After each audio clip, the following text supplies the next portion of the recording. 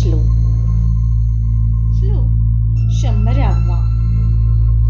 यथा सांगरी कर्म तेहि घडेना, घडे धर्म ते पुण्य गाठी पडेना.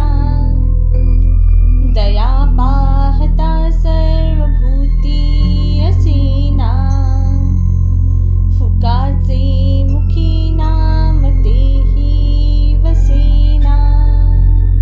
याचा अर्थ असा घ्यायचा आहे की मनुष्याच्या हातून यथासांग कर्म घडत नाही.